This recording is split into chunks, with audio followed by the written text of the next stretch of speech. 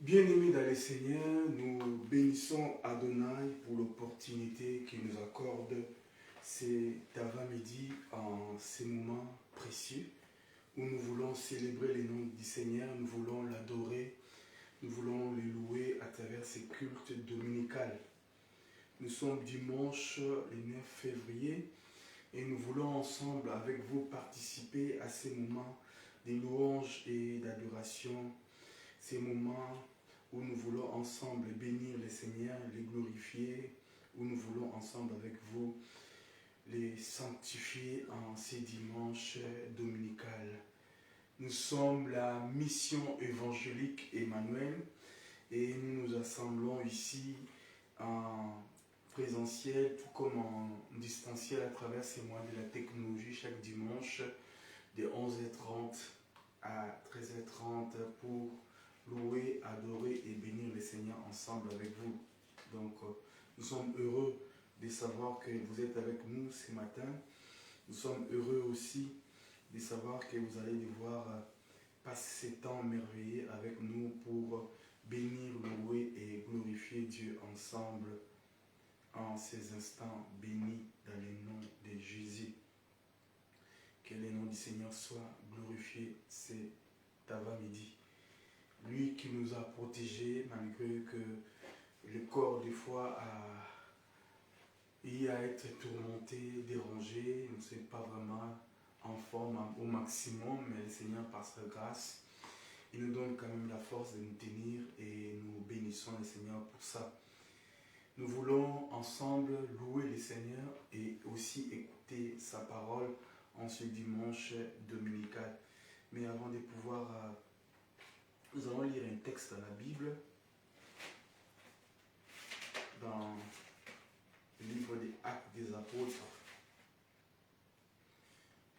On va lire un texte et ensemble nous allons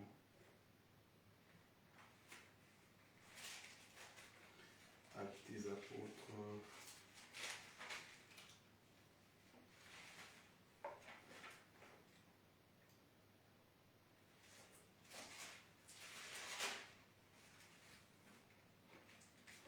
Voilà. Nous allons lire ce texte dans Actes des Apôtres au chapitre 10, verset 38.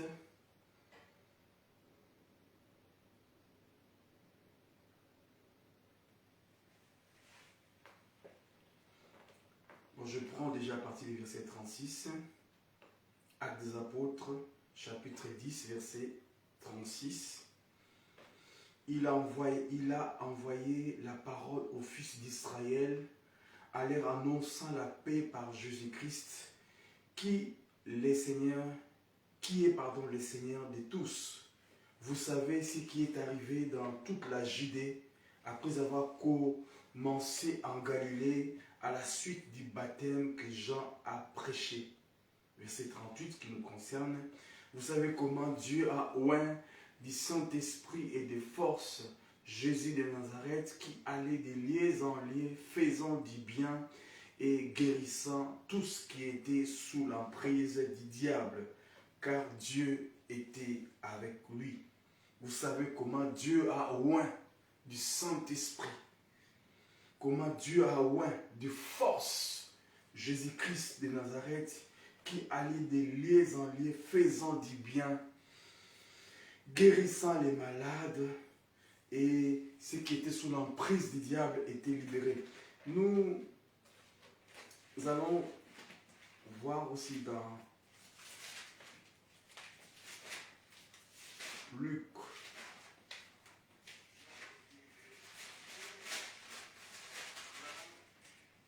Voilà, dans Luc.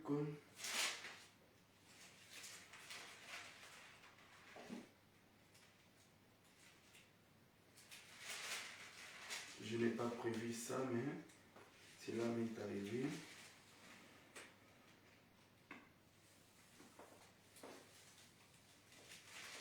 Voilà, on va essayer de voir ça. Je n'avais pas prévu ça, mais dans Luc au chapitre 4, Jésus-Christ, après avoir été baptisé par Jean, après avoir fait tout ce parcours, la Bible dit qu'il s'est rendu à Nazareth où il avait été élevé. Et selon la coutume, il entra dans la synagogue le jour du sabbat.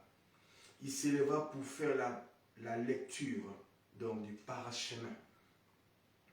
Et on lui remit le livre du prophète Ésaïe. L'ayant déroulé, il trouva l'endroit où il était écrit: L'Esprit du Seigneur est sur moi, parce qu'il m'a oint pour annoncer une bonne nouvelle aux pauvres. Il m'a envoyé pour guérir ceux qui ont le cœur brisé, pour proclamer aux captifs la délivrance et aux aveugles le recouvrement de la vue, pour renvoyer libres les opprimés, pour publier une année de grâce du Seigneur. Ensuite, il roula les livres et les remit aux serviteurs et s'assit. Tous ceux qui se trouvaient dans la synagogue avaient les regards fixés sur lui. Alors il commença à leur dire: Aujourd'hui, cette parole de l'Écriture que vous venez d'entendre s'est accomplie. Amen. Les discours que nous avons lus tout à l'heure dans le livre des Actes des Apôtres était l'accomplissement de la prophétie que Jésus lui-même a prononcée dans l'évangile de Luc que nous venons aussi de lire. Son rôle, son but, son cahier des charges était d'aller de lieu en lieu, de maison en maison, de ville en ville, de pays en pays, pour changer de vie, pour restaurer, pour bénir, etc. Et ce matin, nous sommes convaincus qu'il va nous faire du bien. Il va passer par nos vies, il va passer par ta vie, il va passer par ma vie pour nous faire du bien. C'est pour cela que nous voulons lui dire merci. Parce que comme hier, il est passé par Jéricho, il est passé par Samarie, il est passé par toutes les villes où il est passé pour faire du bien. De la même manière, il peut aussi passer aujourd'hui pour te faire du bien et pour me faire du bien. Il est le même, il n'a pas changé. Et ce matin, Seigneur, nous te rendons grâce. Nous te disons merci pour ces temps précieux que tu nous accordes en ce lieu. Merci pour ces cultes, merci pour ces instants bénis. Merci pour ton amour infini, merci pour ta justice. Merci parce que tu es bon pour nous, Seigneur. Merci parce que tu es capable, Seigneur. Comme hier, la Bible nous raconte, oh Dieu, tu allais de lieu en lieu, faisant du bien, guérissant ceux qui étaient sous l'emprise du diable, celui dont la maladie les avait fauchés, celui dont la puissance des ténèbres les avait, Yahweh de gloire, oh Jésus, tenus sous les sorts indescriptibles de leur vie. Mais tu leur as accordé le salut, la délivrance et la solution. Tu n'as pas changé, tu es le même hier, aujourd'hui et éternellement. Ta parole est la même parce que tu es fidèle. Tu es capable de faire encore aujourd'hui, Seigneur, au milieu de nous, ce matin, Adonai. Yeshua, nous te faisons confiance encore parce que tu allais de lieu en lieu, loin du Saint-Esprit et des forces pour faire du bien à tes enfants, pour faire du bien à ton peuple, pour faire du bien à Jésus. Ce matin, alléluia. Tu es encore loin, aussi pour nous faire du bien. Loin pour nous faire du bien. Loin pour faire du bien à Jésus. Tu es le même, Jésus. Tu es le même. Dans le livre des Actes d'Apôtres, tu es le même. Dans le livre des Évangiles, tu es le même. Dans l'Ancien Testament, Jésus, tu es le même. La même personne dont les prophètes ont raconté Jésus. La même personne dont les évangélistes ont raconté, Seigneur. La même personne, alléluia, qui s'est manifestée par la puissance du Saint-Esprit dans les Actes des Apôtres. C'est la même personne qui est encore aujourd'hui dans nos vies, qui est encore aujourd'hui en train d'opérer, qui est encore aujourd'hui, il est en train d'agir. La même personne, La même personne. Oh, Saint-Esprit d'hier est le même aujourd'hui. La même personne. Ouais, du Saint-Esprit et de force. Ce matin, nous te louons. Nous te bénissons, nous te glorifions, nous te sanctifions, nous t'élevons, Jésus, nous te glorifions, Adonai. Tu es Dieu par derrière toi-même, tu es Dieu par derrière toi-même. Reçois la louange, reçois l'adoration, reçois la grandeur, reçois la magnificence, reçois les succès.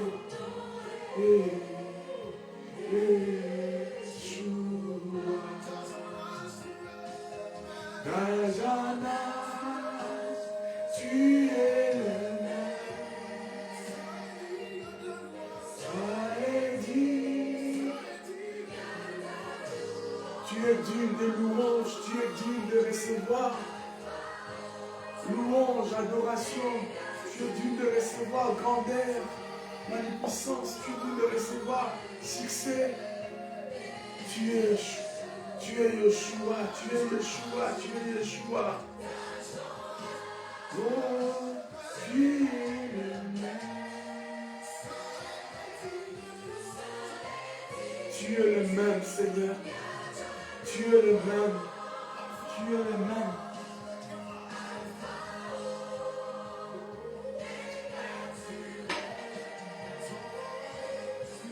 Nous sommes là, Seigneur, au milieu de toi ce matin. Nous sommes là, Jésus, venu auprès de toi ce matin. Nous sommes là, Jésus, venu auprès de toi en ces instants, Jésus.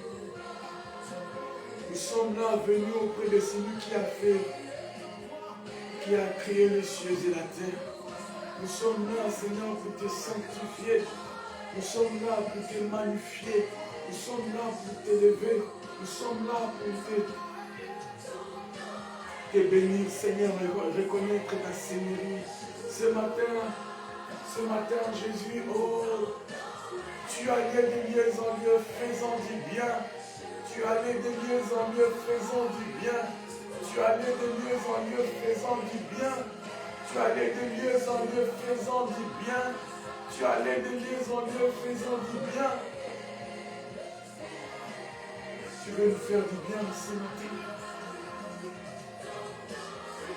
Tu veux nous faire du bien ce matin. L'Esprit du Seigneur est sur moi, parce qu'il m'a oint pour annoncer une bonne nouvelle aux pauvres. Annoncer une bonne nouvelle aux ignorants. Annoncer une bonne nouvelle. Annonce la bonne nouvelle par ta parole.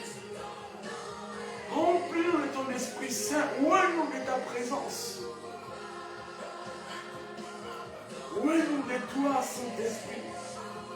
Oint-nous de toi, Saint-Esprit. Oint-nous de toi, Saint-Esprit. Oint-nous de toi, Saint-Esprit. Oh, oh, oh. Ouais.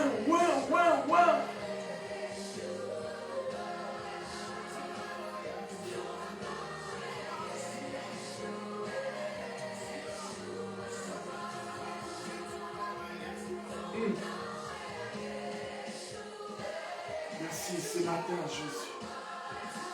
Merci pour ta grâce ce matin. Merci pour ta grâce ce matin. Merci pour ta grâce ce matin.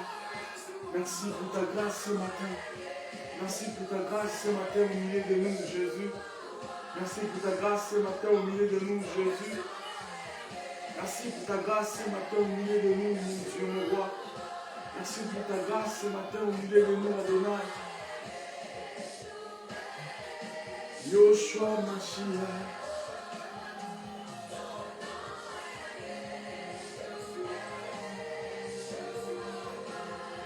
Ton nom est Yeshua. Ton nom est Yeshua. Oh. Merci Jésus. Merci pour ce matin. Merci pour chacun de nous ce matin. Merci parce que tu as résolu encore ce matin. d'être avec nous ce matin. Merci parce que tu as résolu d'être avec nous ce matin, Jésus. Merci parce que tu as résolu, oh Dieu, d'accomplir ta volonté au milieu de nous ce matin. Merci parce que tu as résolu, mon Dieu, mon roi, de nous soutenir ce matin. Merci parce que tu as résolu ce matin encore d'accomplir ta volonté. Jésus, au milieu de nous, d'accomplir ta volonté, d'accomplir ta volonté, d'accomplir ta volonté, parce que ta volonté est merveilleuse, parce que ta volonté est puissante. Merci parce que ta volonté est puissante. Père, tu allais des lieux en lieu, faisant du bien, parce que tu te oins de la puissance du Saint-Esprit et des forces. Et ce matin, tu es parmi nous pour nous faire du bien. Ce matin, tu es parmi nous pour nous soutenir. Ce matin, tu es parmi nous pour nous combler de ta grâce. Merci Seigneur. Alléluia. Oui, bien-aimé, merci. Nous disons merci au Seigneur pour ces moments, parce qu'il nous fait du bien, parce que son Esprit Saint est là. Et comme il a dit dans sa parole, il nous fera du bien, il te fera du bien, il me fera du bien à travers ces cultes. Raison pour laquelle nous profitons de ces moments pour vous saluer, vous qui nous suivez à travers ces moyens de la technologie, vous qui êtes distancés, mais qui êtes connectés avec nous à travers ces moyens de la technologie, de partout où vous êtes, nous vous saluons chaleureusement dans le nom du Seigneur Jésus-Christ et nous vous souhaitons un très très bon dimanche.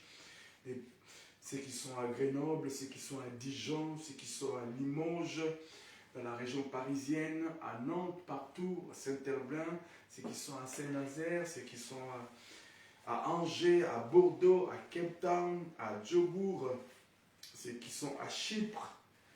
Que Dieu vous bénisse, nos bien-aimés aux États-Unis, donc en Amérique, ceux qui sont au Canada, ceux qui sont en Suisse, partout sur ma liste. Je ne saurais pas citer tout le monde, mais que Dieu vous bénisse de partout où vous êtes, et particulièrement ceux qui sont aussi en République démocratique du Congo, et aussi notre cher beau pays, ceux qui sont en République du Congo et à notre cher beau pays, la République démocratique du Congo, dont la capitale est Kinshasa. Que Dieu vous bénisse aussi chaleureusement partout où vous êtes, dans toutes les villes. Et aussi à travers ces moments, nous pensons de tout cœur à notre cher beau pays, la RDC et la partie orientale qui est attaquée par la rébellion, Goma et toutes les villes. Et tous les habitants qui vivent là-bas, que nous connaissons, nous les portons aussi dans nos cœurs. Et nous prions que Dieu leur accorde la paix. Et nos bien-aimés frères pasteurs ou serviteurs qui sont là-bas, qui font le travail du Seigneur dans toutes ces conditions difficiles, eh bien, que Dieu vous soutienne et vous fasse beaucoup du bien. Voilà, donc que Dieu vous bénisse.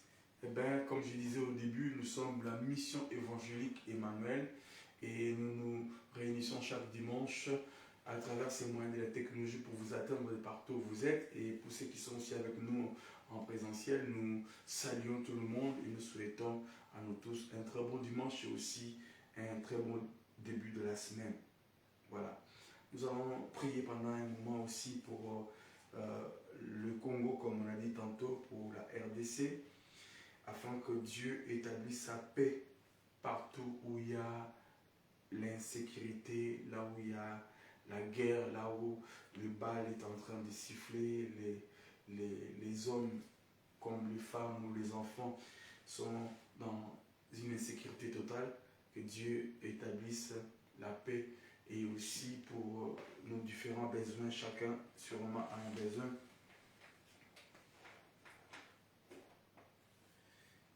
Et que Dieu intervienne. Dans Luc chapitre 8, verset 1er, la Bible dit: ensuite Jésus allait de ville en ville et de village en village, prêchant et annonçant la bonne nouvelle du royaume de Dieu. Donc, nous voyons qu'il allait de village en village, de ville en ville, il allait de lieu en lieu, parce que son but n'était pas de rester sur place, son but c'était de répandre la bonne nouvelle et de faire du bien de partout. Telle est notre prière pour que Dieu aussi atteigne nos villes, que Dieu aussi vienne dans nos pays, dans nos villes, dans nos régions, etc., pour qu'il nous apporte aussi la vraie paix dans les noms de Jésus-Christ. Parce que c'est la bénédiction de l'Éternel qui enrichit et ne s'en fait suivre d'aucun chagrin. Nous allons, pendant ces courts moments, prier aussi pour la République démocratique du Congo. Nous allons penser aussi à nos bien-aimés qui sont malades. Nous allons penser aussi aux différents besoins que nous pouvons avoir afin que Dieu nous fasse du bien. Prions le Seigneur des gloires. Oh Seigneur, ce matin, nous venons encore auprès de toi pour te recommander la République démocratique du Congo. Nous venons auprès de toi pour te confier notre nation. Nous venons auprès de toi pour te dire, Seigneur, interviens.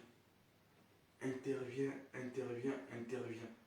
Seigneur, si tu ne viens pas intervenir, si tu ne viens pas secourir, si tu ne viens pas, nous ne savons pas ce que nous deviendrons sans toi. Nous ne savons pas ce que nous deviendrons sans toi. Seigneur, on a besoin de toi. Chaque jour qui passe, chaque minute qui passe, chaque seconde qui passe, des événements vont se répètent, des situations s'empirent. Jésus, on a besoin de toi. On a besoin de toi, Seigneur. On a besoin de toi. La République démocratique du Congo a besoin de toi. La RDC a besoin de toi. La partie de l'Est a besoin de toi, Seigneur. Nous avons besoin de toi. Saint-Esprit de Dieu, ma prière, Seigneur, s'élève pour notre nation. Ma prière s'élève pour le gouvernement. Ma prière s'élève pour l'armée, le FARDC. Ma prière s'élève pour les autorités. Ma prière s'élève, Jésus. Toutes les personnes, Seigneur, qui ont, oh Jésus, un mot à dire, qui ont une décision à prendre, qui ont quelque chose, Yahweh de gloire, à faire. Nous prions et nous implorons ta grâce. La Bible dit, le cœur du roi est comme un courant d'eau entre les mains du Seigneur. Le cœur du roi est comme un courant d'eau. Le cœur des autorités, le cœur du président, le cœur du roi, le cœur de qui que ce soit, est comme un courant d'eau entre les mains du Seigneur. Tu peux l'incliner où tu veux, Seigneur. Tu peux l'incliner où tu veux, Seigneur. Incline le cœur du roi. Incline le cœur des autorités. Incline le cœur de ces hommes vers toi, Jésus. Vers ta volonté, Jésus. Vers ton vouloir, Adonai. Le cœur du roi est comme un courant. Oh, Seigneur Jésus. Yeshua. Interviens, Jésus. Nous te prions, Jésus. Nous te supplions, Adonai. Nous te supplions de tout cœur. Nous te supplions de tout cœur. Oh Jésus, nous te supplions de tout cœur. Nous te supplions de tout cœur que tu interviennes. Interviens parce que tu es capable. Interviens parce que tu es dit. Interviens. Parce que lorsque tu interviens, Jésus, l'homme ne peut rien dire. Lorsque tu interviens, Jésus, même une institution établie, peu importe sa forme, sa profondeur, sa largeur, ne peut pas s'opposer à ta volonté. Lorsque tu interviens, même l'armée la plus forte, même l'armée la mieux équipée, Seigneur, ne peut pas se tenir devant toi. Lorsque tu interviens, Jésus, même les soldats les plus formés ne peuvent pas, Jésus, se tenir devant toi. Lorsque tu interviens, Jésus, même les généraux, même les chars, même Yahweh de gloire, les Kalachnikov ou les armes sophistiquées, je ne sais pas lesquelles, les Yana ou je ne sais pas,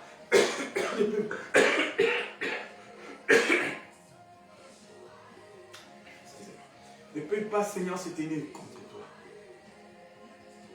Seigneur, nous avons besoin de toi, Adonai. Nous avons besoin de toi, oh Jésus.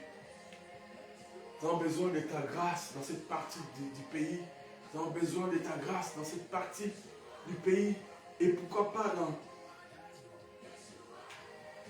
dans toute la région orientale a besoin de toi.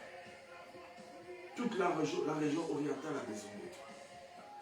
Mais aussi, Seigneur, le gouvernement central, Seigneur, aussi a besoin de toi. Nous voulons des hommes justes, des hommes honnêtes, des hommes corrects, qui prennent des décisions, Seigneur, pour le salut du peuple. Oh, Seigneur. Des fois, on se pose des questions, mon Dieu, qui trompe qui, parce qu'on ne sait pas d'où viennent réellement les problèmes. Mais Seigneur, nous voulons te recommander des pauvres peuples qui meurent, comme les conséquences des décisions des autorités, Jésus. Comme les conséquences collatéraux, Jésus intervient.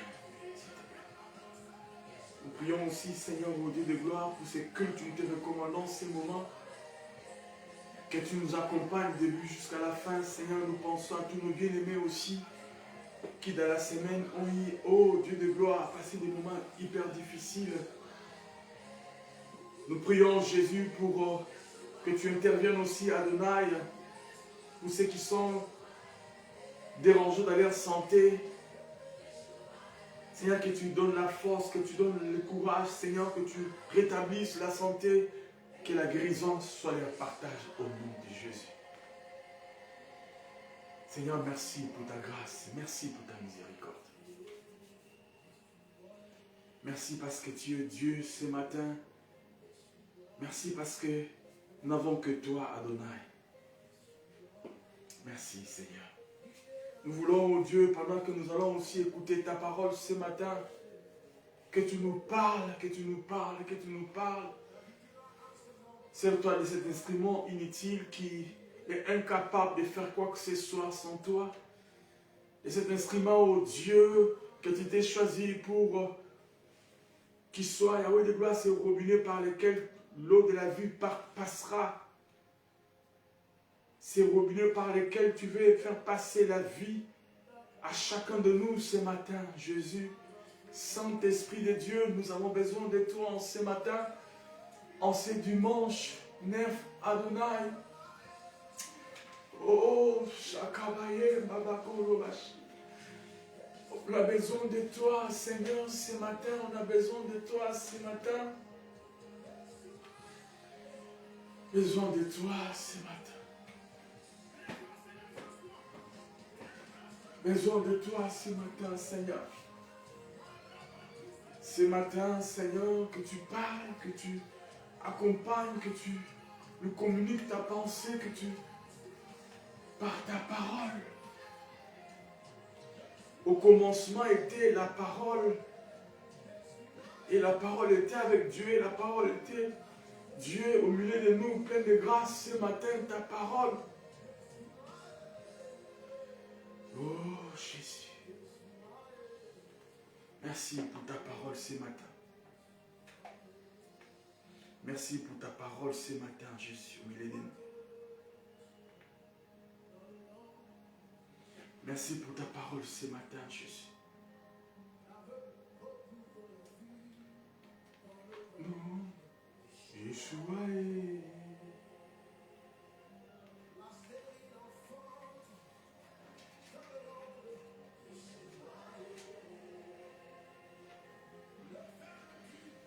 C'est fort. Les faibles disent je suis fort. Les pauvres disent je suis riche. Les malades disent que je suis guéri. Dans les noms de Yeshua.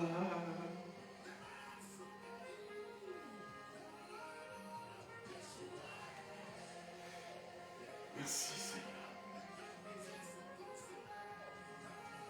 Merci Jésus pour ta grâce. Merci pour ta grâce ce matin au milieu de nous, Jésus. Nous te recommandons la parole, Seigneur. Nous te recommandons ces instants de la parole. Nous te recommandons ces instants de la parole. Nous te recommandons ces instants de la parole. Nous te recommandons ces instants de la parole. Nous te recommandons ces instants de la parole. Nous te recommandons ces instants de la parole. Nous te recommandons ces instants de la parole.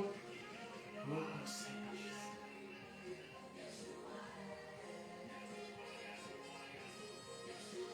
Merci Seigneur ce matin. Parle-nous. Parle-nous par ta parole. Parle-nous par ta parole ce matin.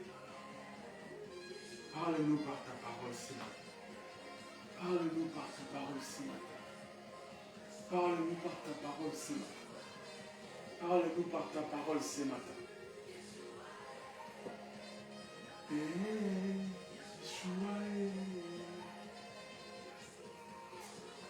Merci Seigneur Jésus. Merci Jésus. Merci pour ce matin dans ta présence Seigneur. Merci pour ce matin Jésus. Merci pour ce matin Jésus. Merci pour ce matin. Merci pour ce matin. Merci pour ce matin. Merci pour ce matin. Merci pour ce matin. Merci pour ce matin. Merci pour ce matin. Merci pour ce matin.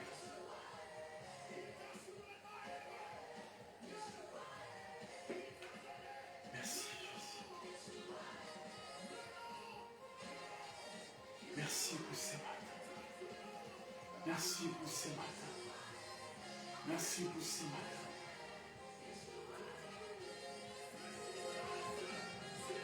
Merci pour ce matin, Jésus.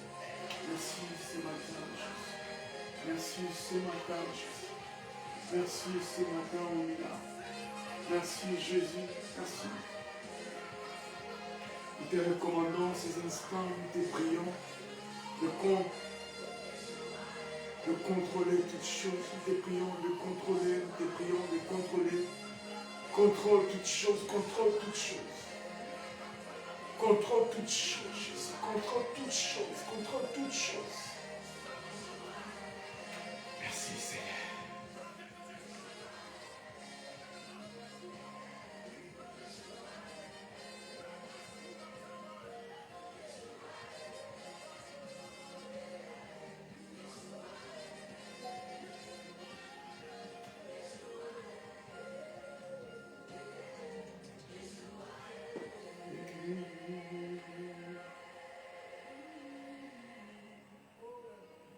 Contrôle toutes choses, Seigneur.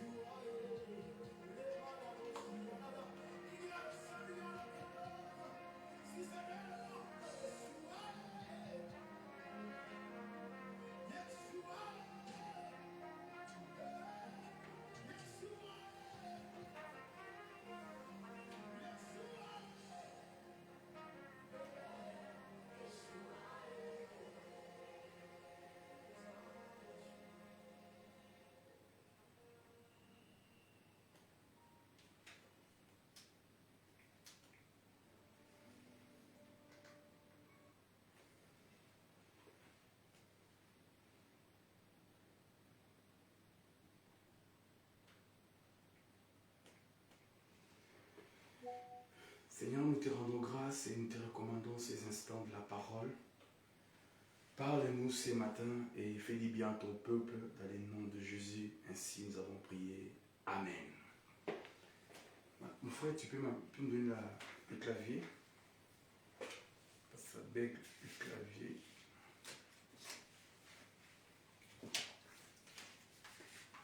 Excusez-moi. Je crois que...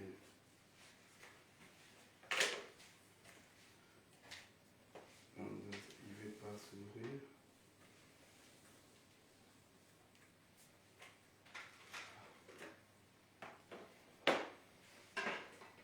Excusez-moi, le bouton tactile ne fonctionnait pas.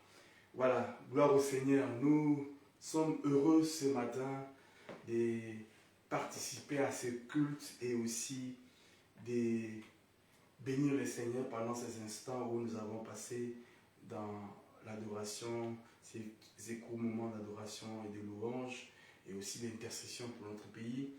Alors que nous voulons maintenant partager sa parole, nous voulons laisser que le Saint-Esprit nous parle et nous communique sa pensée de ces dimanches dominicales. Voilà, nous commençons notre message par ces textes que nous allons d'abord lire avant que nous sommes dans le livre de Josué au chapitre 21. Nous avons fait allusion la fois dernière. Nous revenons sur ça. Josué chapitre 21 nous dit ceci. À partir du verset 43, c'est ainsi que l'Éternel donna à Israël tout le pays qu'il avait juré de donner à leurs pères. Ils en prirent possession et s'y établirent. L'Éternel leur accorda du repos tous alentours, comme il avait juré à leurs pères. Aucun de leurs ennemis ne put leur résister, et l'Éternel leur livra tous entre leurs mains. Verset 45. De toutes les bonnes paroles que l'Éternel avait dites à la maison d'Israël, aucune ne resta sans effet, toutes s'accomplirent. Aucune des bonnes paroles que l'Éternel avait dites aux enfants d'Israël, aucune d'elles ne resta sans effet, aucune d'elles ne resta sans que cela ne soit pas accompli. Toutes s'accomplirent selon la parole du Seigneur. Gloire au Seigneur. Bien-aimés, nous sommes en train de poursuivre toujours ce thème que nous avons commencé. Aujourd'hui, notre 7e partie, peut-être la dernière par rapport à cette option. Donc, nous étions en train de réfléchir autour de suivre l'arche pour triompher. Donc, on a appris que pour triompher en cette année 2025, il y a des préalables. Et parmi ces préalables, c'est de suivre l'arche parce que l'arche n'est pas aveugle, parce que l'arche connaît les chemins. Non seulement il connaît les chemins, mais il est lui-même les chemins. Parce que nous avons typifié l'arche qui représentait Dieu autrefois, aujourd'hui, par la parole, qui est aussi l'arche qui nous guide. La parole ou Dieu en personne. Donc, lorsque nous suivons Dieu, lorsque nous suivons sa parole, lorsque nous sommes derrière sa parole, eh bien, nous arrivons au beau port à coup sûr. Et depuis que Dieu avait prononcé cette parole à Josué, nous avons trouvé ça important que si Dieu lui-même dit à Josué de suivre l'arche, parce que vous n'avez jamais connu cet endroit, ou parce que vous ne connaissez pas les chemins, mais lorsque vous suivrez l'arche, eh bien vous y arriverez, parce que lui, il connaît les chemins. On a vu que c'était important, parce que lorsque Dieu le dit, donc il sait pourquoi il les demande aux enfants d'Israël avec Josué à la tête. Et c'est comme ça que nous avons commencé ce voyage, et nous allons continuer avec ça. C'est pendant la promesse que Josué était en train de poursuivre avec les enfants d'Israël pour accomplir. N'était pas à la base une promesse qui était attachée à eux directement.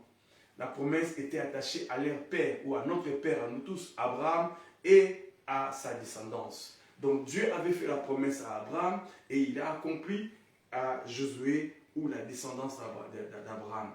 Donc, eu égard à Abraham, nous étions en train de voir que Dieu est fidèle. Et c'est pour cela qu'on a vu que la fidélité de Dieu est aussi l'une des clés dans l'accomplissement de ses promesses dans nos vies, où la fidélité de Dieu est parmi les clés qui peuvent nous aider aussi à triompher. Parce que nous avons dit que cette année, nous voulons triompher. Chacun de nous veut arriver au beau port. Chacun de nous voudrait bien, à la fin de cette année, faisant un bilan qui dise que j'ai atteint tel objectif, j'ai obtenu telle chose, je fais telle ou telle chose que j'aimerais ou que j'ai toujours voulu faire. Et ce serait pour lui comme atteindre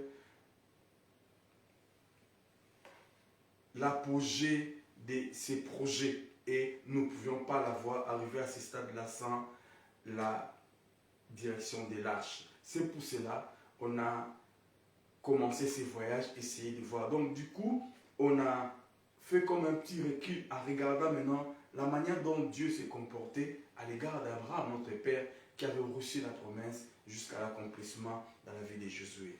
Parce que Josué est en train comme de clôturer, comme de fermer la parenthèse en disant de toutes les promesses qui ont été faites, aucune d'elles s'est accomplie. Mais entre les moments où les promesses ont été faites et les moments où les promesses se sont accomplies, il y a eu des choses qui se sont passées au milieu. Ça n'a pas été facile. Et pour les hommes qui ont reçu les promesses, et pour Dieu lui-même, par moments, peut-être il a été déçu ou je ne sais comment, mais comment ça s'est passé? C'est pour cela qu'on a essayé pendant, je crois, 3 séances en train de regarder ces sous-thèmes, la fidélité de Dieu. Donc la fidélité de Dieu dans l'accomplissement de ses promesses, ou la fidélité de Dieu qui est l'une des clés pour triompher. Donc on peut dire Josué 21, 45 qu'ils ont triomphé. Pourquoi? Parce qu'une promesse qui est soutenue par un serment et scellée par une alliance ne peut pas faillir. Peu importe les circonstances et les temps difficiles qui peuvent venir. Peu importe. Une promesse soutenue par un serment et scellée par une alliance ne peut pas faillir. Peu importe ce qu'il peut rencontrer sur le chemin. Peu importe les circonstances. Et nous avons vu que la promesse d'Abraham a été soutenue par un serment. Dieu a fait le serment par devers lui-même. Et il a scellé cette promesse par une alliance. Chose qu'on verra rapidement aujourd'hui. Et toutes ces choses-là étaient comme des socles, comme des soutiens qui permettaient à ce que cette promesse-là soit accomplie au moment où Dieu avait prévu. Cependant, on a vu aussi, et on le verra, que la foi, l'espérance, la vie éternelle, les bénédictions, toutes ces choses que nous avons reçues de la part du Seigneur sont des promesses à la base. Avant que cela se transforme à des réalités physiques, sont des promesses à la base. Tu vas te marier, tu vas voyager, tu vas faire ceci. Toutes ces choses que nous recevons sont des promesses, une parole qui est sortie. Et cette parole-là est allée chercher dans le monde invisible. Parce que la parole crée ce qui n'existait pas. Il amène ce qui n'existait pas à l'existence. La parole qui est sortie de la bouche du Seigneur comme une promesse de foi, une promesse d'espérance, une promesse de vie éternelle que nous avons, une promesse de toutes ces choses que nous avons comme promesse ou comme souhait, etc. Nous l'avons reçu de la bouche du Seigneur comme des promesses. Et plus tard, toutes ces promesses-là se sont transformées à des réalités. Telle a été l'action ou l'expérience qu'a vécu Jésus. Les promesses verbales, les mots, les phrases que Dieu avait prononcées à Abraham des milliers d'années avant leur naissance. Et ils l'ont vécu comme ça physiquement. Dieu est capable de rendre ces discours que tu penses être impossibles à la réalité physique lorsque le temps va être accompli. Le temps que Dieu a prévu que cela s'accomplisse dans ta vie, eh bien, c'est ce temps ici que nous sommes en train de partager l'année du triomphe. La Bible nous relate encore dans le livre des psaumes. On va lire juste les psaumes 36. Mais il a répété ça dans 3 psaumes. Quasiment la même chose. Dans le psaume 36, verset 6, la Bible dit ceci, psaume 36, verset 6, la Bible dit l'Éternel, éternel, ta bonté atteint jusqu'aux cieux et ta fidélité jusqu'aux nuées. Ta bonté atteint jusqu'aux cieux et ta fidélité jusqu'aux nuées. Et les mêmes phrases ont été utilisées dans le psaume 57, verset 11 et dans le psaume 108, verset 5. Éternel, ta bonté atteint aux cieux et ta fidélité jusqu'au ciel ou jusqu'aux nuées, jusqu'au ciel comme vous voulez. Ta bonté Et nous avons vu que la bonté, la fidélité de Dieu est attachée à sa bonté. Et vous le verrez, on a parlé la fois dernière, et lorsqu'on fait allusion à la bonté du Seigneur, on l'attache aussi à sa fidélité. Donc voilà, c'est pour cela que nous sommes en train, ou terminer peut-être aujourd'hui, on va chuter sur la fidélité de Dieu à l'égard d'Abraham. Parce que sa fidélité, ta bonté atteint jusqu'aux cieux et ta fidélité jusqu'aux nuées, jusqu'au ciel. Sa fidélité atteint jusqu'au ciel. Extraordinaire. Dieu, pourtant, le début n'a pas été prometteur pour Abraham.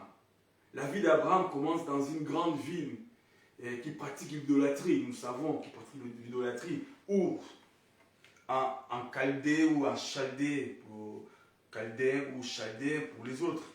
Dans Josué 24, 2, on nous le dit. Josué chapitre 24, verset 2. C'est là où Dieu est allé chercher Abraham, Josué.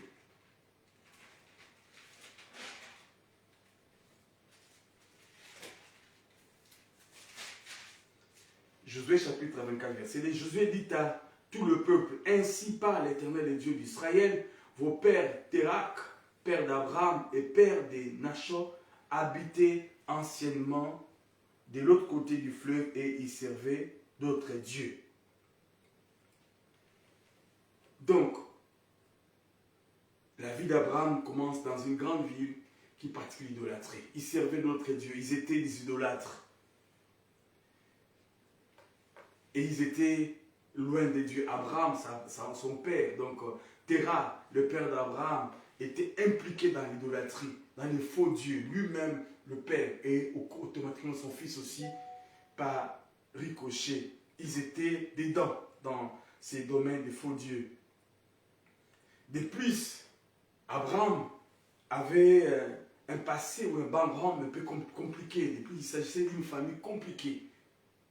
Téran a 3 fils, donc le père d'Abraham avait 3 fils, Abraham, Nachor et Aram. Aram meurt avant son père, mais Nachor épouse sa nièce, donc l'enfant de son frère. Et Abraham épouse sa demi-sœur, et qui est stérile. Voyez-vous l'histoire dans laquelle Abraham s'est retrouvé déjà dès le départ. Donc surprenant, n'est-ce pas, si nous voyons à peu près les mondes dans lesquels ils étaient, même si à l'époque ils étaient sans la loi, sans la parole. Et cependant, de tous les habitants de ces pays d'où Dieu choisit Abraham, de toutes ces nations, tous ces peuples, tous ces mondes, toutes ces personnes qui habitaient là-bas ou qui vivaient là-bas, Dieu s'est choisi Abraham. N'est-ce pas, c'est une bonne nouvelle. Dieu appelle Abraham, notre Dieu prend l'initiative lui-même d'appeler Abraham. Lui-même fait le premier pas et agit pour rétablir cette relation brisée entre lui et l'homme. C'est comme ça qu'il fait.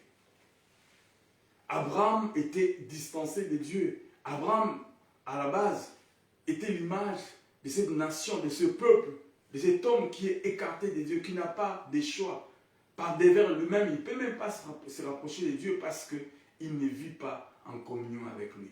Mais Dieu prend l'initiative d'avancer, d'aller vers lui, d'aller vers Abraham, d'aller vers les choix, d'aller vers l'homme. Ici, nous voyons déjà dans les choix d'Abraham l'image de la grâce et de la bonté du Seigneur. Donc Dieu fait le premier pas, il prend Abraham et il établit la relation avec Abraham. Donc la grâce de Dieu n'est jamais due au mérite de sa créature. Il vient à nous tels que nous sommes et nous appelle à lui faire confiance et à prendre ses paroles au sérieux. Abraham était distancé, Abraham était dans l'idolâtrie, Abraham était dans la méconduite, mais Dieu décide par devers lui-même de porter son choix sur lui, mais la responsabilité d'Abraham c'était de croire à ses dieux, à ses promesses, à ses paroles, de prendre au sérieux ses paroles ou ses promesses ou tous ces discours que Dieu va lui faire. Tel a été au départ le choix de Dieu sur Abraham. Un choix bizarre. On peut se dire, mais pourquoi est-ce qu'Abraham, est-ce qu'il n'y avait pas des hommes et des femmes mieux qu'Abraham? Si, sûrement il y en avait. Mais Dieu avait porté son choix sur Abraham. C'est là où, bien aimé dans le Seigneur, nous pouvons déjà dire d'emblée la bonne nouvelle que nous avons, que Dieu a porté son choix sur toi et sur moi, pas sur base de nos mérites, pas sur base de ce que nous sommes, pas sur base de ce que nous pouvons donner. Parce qu'on verra, on va le voir aussi dans quelques temps. Dieu, j'aime beaucoup cette illustration et ça me vient, merci Saint-Esprit. Vous savez, bien aimé, dans ce monde où nous sommes maintenant, lorsqu'on adopte un enfant, parce qu'avec la technologie comme elle est tellement poussée, lorsqu'on veut adopter un enfant, les couples ou les gens qui veulent adopter, des fois ils cherchent à voir l'historique de l'enfant. Ils cherchent à voir les informations qui sont attachées à cet enfant. Est-ce que cet enfant est maladif? Est-ce que lorsque nous regardons, est-ce que les examens qu'on a fait, tout ça, qu'est-ce que vous voyez de cet enfant, etc. Qu'est-ce que vous pouvez trouver de cet enfant? Donc, on ne choisit pas l'enfant au hasard ou par regard seulement. Peut-être il y a des critères. Ils se disent, non, moi je voudrais bien adopter un enfant qui serait comme ça, comme ça, comme ça. Et à ma petite connaissance, à cause toujours de la technologie sous ces cieux développés où beaucoup de gens font des choses des fois bizarres, il y a même des femmes qui veulent avoir des enfants sans avoir le mari avec elles. Ils demandent à ce qu'on puisse choisir tout simplement pas l'homme physique, mais oh Seigneur. Quand je pense à ça, je me dis, mais l'homme réfléchit beaucoup, il va plus loin. Il va peut-être plus loin. Donc il y a des hommes où, je ne sais pas, je pense aux États-Unis, je ne sais pas si chez nous aussi, il y a des hommes qui donnent leurs spermatozoïdes, comme ça ils les vendent, ils les exposent, pour que les femmes qui n'ont pas besoin des hommes, qui veulent avoir juste des spermatozoïdes afin de pouvoir concevoir, vous comprenez un peu comment ça se passe, eh bien, qui choisissent, comme dans un marché. Et je me souviens, j'ai discuté avec une dame qui disait, moi je ne vais pas avoir un homme, mais je vais avoir des enfants quand j'aurai pris ma décision. Mais j'aurais bien choisi quelle catégorie de spermatozoïdes comment m'offrir. Parce que ça doit sortir d'un homme qui est comme ça, qui est comme ça, qui est comme ça, qui est comme ça. C'est-à-dire ils savent que ça, la personne qui nous a donné ça, il est peut-être grand détail, il est peut-être clair, il est peut-être sombre, il est peut-être fort, etc. Et du coup, parce qu'il est grand, parce qu'il est sombre, parce qu'il est clair, parce qu'il est fort, il est possible que lui aussi puisse procréer ça à la personne qui va naître de lui. Donc, ça va germer en fait, voyez-vous. Et la femme qui choisit, choisit en fonction de ça, en fonction de ces critères qui est attaché à ses super. Donc, c'est compliqué la vie. Donc, des fois, l'homme choisit comme ça. Il choisit sur base de ce que la personne est ou de ce que la personne deviendra. Et dans le sens positif. Mais Dieu choisit sur base, pas de ce que la personne deviendra. Parce qu'il est capable de devenir. Non. Dieu choisit sur base de ce qu'il peut faire de la personne. C'est pour cela qu'il dit que les faibles disent je suis fort et que les pauvres disent je suis riche. Dieu pose son choix sur base de ce qu'il peut faire de cette personne-là. Dieu sait que la personne en question n'est pas capable, n'est pas digne, ne ressemble pas à ce que lui veut. Mais Dieu croit que cette personne-là deviendra ce que lui veut parce qu'en contact avec Dieu, les choses peuvent changer. Voyez-vous, bien-aimés. Alors, lorsqu'il nous a adoptés, lorsque nous parlons d'adoption, il n'a pas tenu compte de ces détails. Mais il a su que demain tu tomberas. Il a su que demain tu vas échouer. Il a su que demain tu ne vas pas réussir. Il pouvait ne pas te choisir à cause de ton demain ou de ton avenir qui est macabre. Mais son choix est resté sur toi malgré qu'il sait que demain tu tomberas. Et c'est comme ça qu'avec Abraham, il a choisi Abraham. Déjà, son passé était calamité. dont il n'avait pas une histoire agréable, une histoire qui pouvait attirer les regards. Mais Dieu a porté son choix sur Abraham.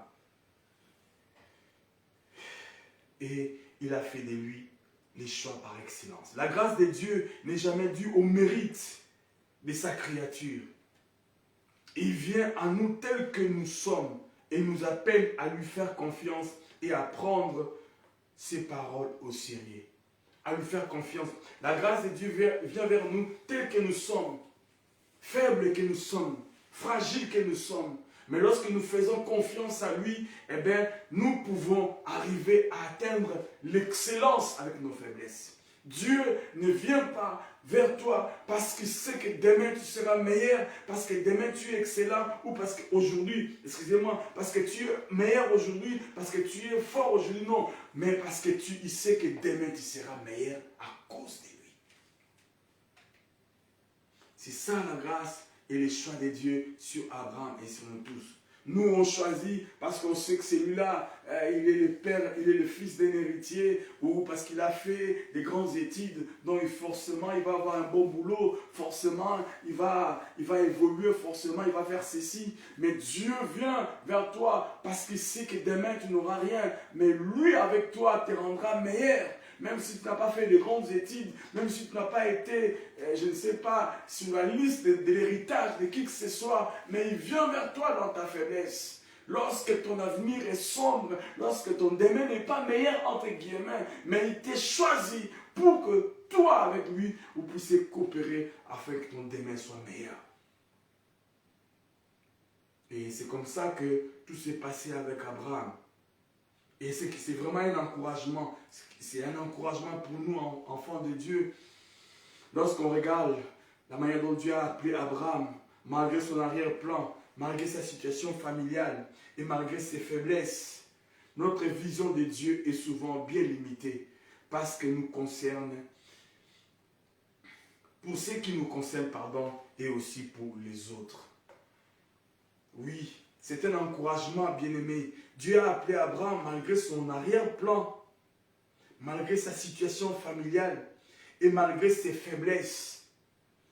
Donc, lorsque nous observons les choses telles que Dieu les fait à travers nous, à travers les autres, nous nous rendons compte que notre vision de Dieu est souvent bien limitée pour ce qui nous concerne et aussi pour les autres.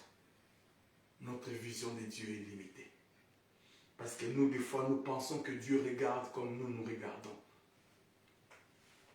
La Bible dit, nous regardons à l'apparence, mais lui regarde au cœur. Lorsque Samuel est allé choisir le roi que Dieu avait décidé de oindre pour Israël, son regard est tombé sur le fils aîné, Eliab. Pourquoi? Il était un général de l'armée de Saoul. Il avait toute l'apparence. Il avait la tenue militaire. Il avait l'expérience du combat. Il savait tirer les javelots. Il savait galoper au cheval. Il était fort, il était beau, il était grand. Son avenir était bien écrit en couleur. Son devenir, tout le monde pouvait l'honorer. Tout le monde, en le regardant, pouvait dire, ah, j'aimerais bien être la femme de tel ou tel, ou être le fils de tel ou tel. Parce que tout était bien. Mais lorsque il a voulu poser sa main sur lui, Dieu a dit non, ce n'est pas lui mon choix. Parce que moi, je ne regarde pas l'apparence, moi, je regarde au cœur. Et je sais que mon choix, même si il n'a pas l'air bien aujourd'hui, mais il sera bien demain, vous le saurez. Et c'est comme ça qu'avec Dieu. Bien-aimés dans les Seigneurs, soyons heureux et soyons encouragés de savoir que nous qui sommes des dieux, la plupart, nous sommes ce que nous sommes, peut-être faibles, peut-être moins, peut-être petits, peut-être incapables aujourd'hui, mais Dieu s'est choisi des personnes faibles pour faire de ces personnes des forts, des personnes humbles, des personnes inutiles, des personnes effacées, pour le rendre fort, pour le rendre puissant demain. Il sait pourquoi. Parce qu'il se sert comme ça, et sa façon de fonctionner. Et du reste, c'est lui qui choisit. Parce que Jean 15, 16 nous dit ceci, ce n'est pas vous qui m'avez choisi, Mais moi, je vous ai choisi. Je vous ai établi afin que vous alliez et que vous portiez des fruits. Et que vos fruits demeurent, afin que ce que vous demanderez au Père en mon nom, il vous les donne. Ce n'est pas vous qui m'avez choisi. Jean 15, 16. Mais c'est moi qui vous ai choisi. Je vous ai établi. Voyez-vous? Et je vous ai choisi et je vous ai établi. Afin que vous alliez et que vous portiez des fruits. Jean 15, 16. Et Jean 6, 44, il dit, nul ne peut venir à moi si le Père qui m'a envoyé ne l'attire. Nul ne peut venir à moi. Nul ne peut venir à moi si le Père qui m'a envoyé ne l'attire. Et je le ressusciterai au dernier jour. Bien-aimés dans le Seigneur, donc le choix de Dieu porté sur Abraham est pour nous une grande leçon. Et son parcours va nous enseigner de la fidélité de Dieu. Donc nous suivons la vie de quelqu'un que nous connaissons, c'est Abraham. Et nous allons voir les épreuves, nous sommes en train de voir, nous avons vu depuis tout ce temps, les épreuves, les échecs, ces moments forts et ces moments de faiblesse aussi. Et nous pouvons aussi, à travers la vie d'Abraham, nous poser des questions. Lorsque Abraham a fait ceci, lorsque Abraham a fait cela, moi à sa place, qu'aurais-je fait? Qu'aurais-je fait à sa place? Qu'aurais-je fait dans telle ou telle circonstance? Parce que de la même manière, Dieu a porté les choix sur Abraham. De la même manière, Dieu aussi, hier ou avant-hier, ou même aujourd'hui, avait porté son choix sur moi. Mais maintenant, devant tel ou tel problème, qu'aurais-je fait ou qu'est-ce que je dois faire? Donc nous réalisons à la lecture de ces récits que la foi n'est pas une question de perfection, mais d'apprentissage. La foi, parce qu'Abraham plus tard a été appelé le père de la foi. Et nous voyons, bien aimés, lorsque nous faisons notre voyage, lorsque nous faisons notre étude, nous réalisons que à la lecture de ces récits et de ces versets, que la foi n'est pas une question de perfection, mais d'apprentissage. C'est à l'école de la foi que nous faisons l'expérience d'un Dieu entièrement digne de notre confiance. C'est à l'école de la foi. C'est à l'école de la foi que nous nous rendons compte que nous avons un Dieu digne de confiance. Donc toute la vie d'Abraham est riche d'enseignements et c'est ce que nous sommes en train d'essayer de comprendre. Tout a commencé avec cette parole que Dieu a adressée à Abraham. Va, quitte ton pays. Une parole qui change tout. La Bible dit Abraham va obéir, il partit. Va, quitte ton pays. Et tout est parti. Et nous avons vu depuis qu'on a commencé comment ça s'est passé au chapitre 12, où la promesse, qu'Abraham a reçu la promesse et comment il a évolué avec cette promesse. Et là maintenant nous sommes au chapitre 17. Au chapitre 17, il y a eu des événements. Tout ce que j'ai essayé de nous relater à la base pour nous faire comprendre qu'Abraham n'a pas été parfait dans son parcours. Abraham n'a pas été parfait. Abraham ne méritait pas les choix de Dieu sur lui. Même lorsque Dieu l'a choisi, même après que Dieu l'a appelé, même après que Dieu a posé sa main sur lui, son choix sur lui, il a continué à fauter. Il a continué à faire des erreurs. Bien-aimés dans le Seigneur, même après que Dieu nous a choisis, même après que Dieu nous a appelés, il nous arrive de fauter, il nous arrive de faire des erreurs, il nous arrive de fauter, de faire des bêtises. Mais cela ne change pas les choix de Dieu sur nous, c'est la fidélité de Dieu. Parce que dès le départ, lorsqu'il a réfléchi de te choisir, lorsqu'il a réfléchi de me choisir, il savait les qualités et les faiblesses que tu auras. Les hauts et les bas que tu auras. C'est pour cela, je disais au départ, lorsque les autres adoptent ou choisissent les enfants, ils voient sur les qualités. Mais Dieu, par moments, il ne voit pas sur les qualités, il voit même sur les faiblesses. Parce qu'à travers les faiblesses, il veut faire sortir les qualités. À travers les limites, il veut étendre nos limites. Donc Abraham, va recevoir l'appel en 75 ans, donc 75 ans pour les autres, lorsqu'il va quitter Aram pour se rendre à Cana. Là, nous sommes dans le chapitre 12e. 75, Abraham reçoit l'appel, il reçoit la promesse, il reçoit les choix de Dieu. Mais son parcours du chapitre 12 jusqu'au chapitre 17 a été semé de périples. Que dis-je? Au chapitre 15, pardon, même 16, a été semé de périples. Donc, à partir du chapitre 12, chapitre 13, 14, 15, 16, quelles des choses, quels des événements se sont passés? 75 ans, Dieu porte les choix sur Abraham. Et plein de maladresse de sa part. Nous, on se posera aussi la question, comme j'avais dit tantôt, dans l'attente de la promesse, comment on réagit? C'est ce que nous sommes en train d'apprendre. On a reçu des promesses. Cette année, on verra Dieu agir. Mais dans l'attente de cette promesse-là, comment nous réagissons? Abraham n'a pas été épargné à des tentations, n'a pas été épargné à des moments de faiblesse, n'a pas été épargné à des erreurs comme toi et moi.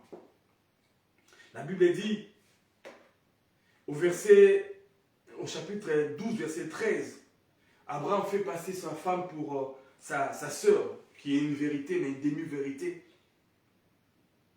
Au chapitre 15, Abraham se forme l'idée de pouvoir préparer Éléazar comme héritier de ses biens, bien qu'il avait reçu la promesse que l'héritier devait sortir de ses entrailles. Au chapitre 16, Abraham écoute sa femme, parce que sa femme va lui prodiguer les conseils de prendre Agar pour permettre à ce qu'Abraham ait un héritier. Et Abraham va obéir. Et pendant toute cette période-là, de péripéties, pendant toute cette période de maladresse, apparemment, c'est comme si Dieu restait silencieux. Abraham continuait à fauter, Abraham continuait à se rechercher, et il ne savait pas. Il a préféré à un moment donné, comme on vient de lire, à partir du chapitre 16, d'écouter la voix de sa femme et de pouvoir aller vers Agar afin d'avoir un héritier.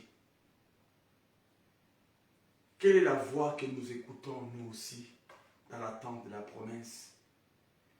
La voix du monde, est-ce que nous écoutons la voix du monde pour trouver des solutions? Est-ce que nous écoutons la voix des raisonnements humains?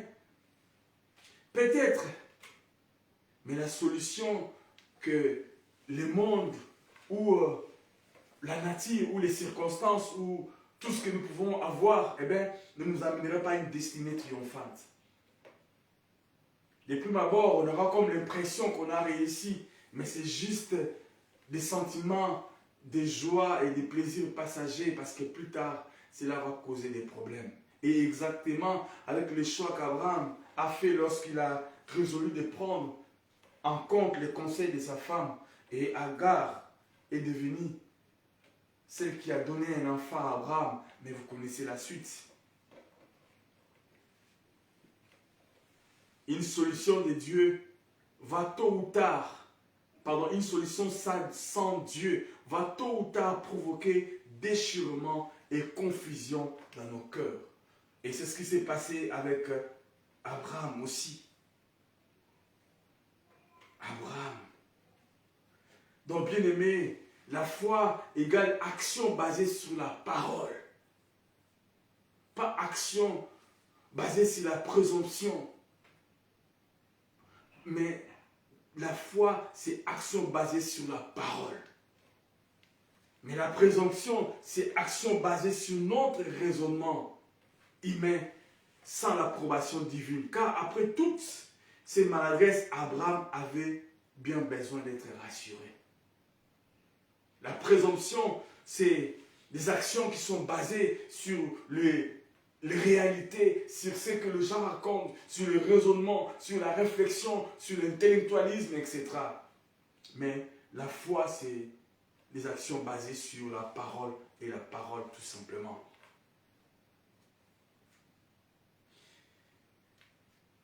Dieu, ce matin, il voudrait nous rassurer à travers la vie d'Abraham. La bonne nouvelle, c'est que Dieu veut nous rassurer aussi malgré nos maladresses. Comme il a fait la promesse à Abraham dans Hébreux chapitre 6, verset 17. Il a fait cela avec serment et avec alliance pour qu'Abraham soit rassuré. Et donc, comme on avait dit, du chapitre 12 jusqu'au chapitre 16, quelle hyper-hypétie, quelle maladresse. Cependant, il y avait une promesse. Au chapitre 12, verset 18, il avait déjà flashé en disant qu'il fera alliance avec lui. Mais il n'avait pas encore établi. Il n'avait pas encore établi. Pardon, chapitre 15, verset 18. Il n'avait pas encore établi. Et on arrive au chapitre 17. Au chapitre 17, bien aimé dans le Seigneur, Abraham avait 86 ans. Que dis-je? Avait 99 ans au chapitre 17. Qu'est-ce qui se passe? Du chapitre 16, dès lors, il a écouté, comme pour dire, pour aller jusqu'à l'apogée de ses erreurs. Il a écouté la voix de sa femme et Ismaël est né. Abraham avait 86 ans lorsque Ismaël est né. 86. Donc, il a reçu la promesse à 75 ans et il a attendu pendant 9 ans plus ou moins, qu'ils disent pendant 11 ans. Il a attendu pendant 11 ans. Il n'avait pas toujours la promesse et sa femme lui fait la proposition. Il accepte et il y a un autre silence qui est passé dans sa vie. 13 ans de silence. Ismaël est né 86 ans et entre les chapitres 16 et les chapitres 17, il s'est passé 13 ans dans la vie d'Abraham. Le chapitre 16, 86 ans, le chapitre 17, Abraham avait 99 ans, 99 ans. Donc, il s'est passé 13 ans de silence. 13 ans de silence, pourquoi? Parce que lorsque cet enfant est né dans la vie d'Abraham, beaucoup de choses se sont passées et nous connaissons très bien. Donc, entre chapitre 16 et chapitre 17, 13 ans de silence, période pendant laquelle Abraham avait perdu le bon sens. 86, naissance d'Ismaël et 99, 13 ans de silence. Lorsqu'Abraham fut âgé, dit la Bible, de 99 ans, l'Éternel apparut à Abraham et lui dit, « Je suis le Dieu Tout-Puissant. » Pourquoi Dieu apparaît à Abraham après qu'Abraham lui-même s'est éloigné, passez-moi l'expression de Dieu, en faisant ce qu'il voulait lui et sa femme? Parce que Dieu est fidèle à la promesse qu'il avait faite à Abraham. Parce que Dieu avait porté les choix sur Abraham, pas pour ce qu'Abraham serait capable au maximum de faire, mais pour ce qu'Abraham pourra faire avec sa grâce et son amour. Dieu sait que par devers, nous-mêmes, on est incapables, mais lorsque nous sommes attachés à lui, lorsque nous faisons des choses par lui, pour lui et avec lui, nous serons capables d'arriver au beau port. Seulement, nous, des fois, on prend des résolutions sans pouvoir d'abord, au préalable, consulter le Seigneur.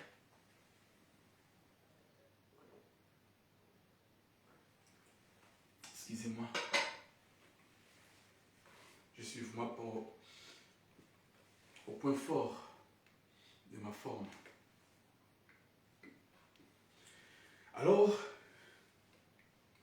le chapitre 17 commence. Lorsqu'Abraham fut âgé de 99 ans, l'Éternel apparut à Abraham et lui dit, « Je suis le Dieu Tout-Puissant. Marche devant ma face et sois intègre. » Ah, Abraham, tu as fait tout ce que tu as fait, d'accord. Tu es parti où tu es parti, d'accord. Mais maintenant, je reviens encore vers toi. Marche devant ma face et sois intègre. J'établirai mon alliance entre moi et toi et je te multiplierai à l'infini. Donc, il revient encore sur sa promesse. Oh mon Dieu, combien tu es fidèle. Cependant, cette fois-ci, je vais établir mon alliance avec toi. Mais cette alliance-là, pour que je l'établisse, il faut que toi, tu marches devant ma face et que tu sois intègre. Dieu vient encore vers Abraham au chapitre 17 pour lui faire cette proposition. Marche devant ma face et sois intègre. Ça veut dire, donc, marche devant ma face et sois intègre, c'est de nous conduire en sachant que rien de ce que nous faisons ou pensons passe inaperçu pour Dieu. C'est ce que ça veut dire. Marcher devant sa face et sois intègre veut dire avoir la conscience que tout ce que nous faisons, lorsque nous sommes conduits ici-bas, eh bien, il n'est pas inaperçu. Donc, marcher devant sa face, c'est se conduire en sachant que rien de ce que nous faisons ou pensons passe inaperçu pour lui. Rien ne passe inaperçu. Donc Dieu va établir une alliance entre Abraham et lui.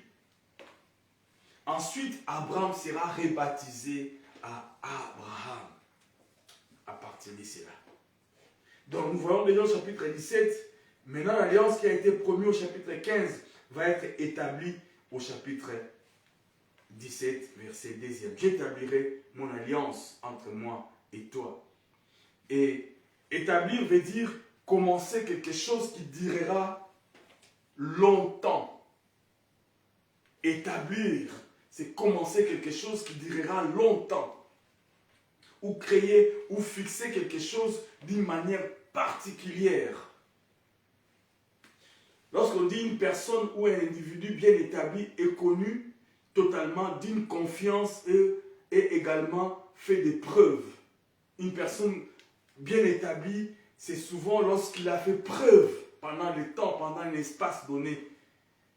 Et s'établir ne se fait pas du jour au lendemain, pardon. Il ne se fait pas du jour au lendemain. Il faut consacrer du temps et des efforts pour faire des preuves. Pour faire ces preuves, nouer des relations et se bâtir une bonne réputation. Lorsqu'une personne est établie dans une vie, dans une société, ça prend du temps et tout ça pour construire ces témoignages, etc. Mais Dieu veut établir une alliance avec Abraham et cette alliance-là qui devait maintenant aboutir à l'accomplissement de ses promesses. C'est ce que nous avons lu au début. Josué a fait le discours en disant que toutes les promesses et toutes les bonnes paroles que Dieu avait dites aux enfants d'Israël à travers Abraham, aucune d'elles ne s'est pas accomplie. Toutes les paroles se sont accomplies.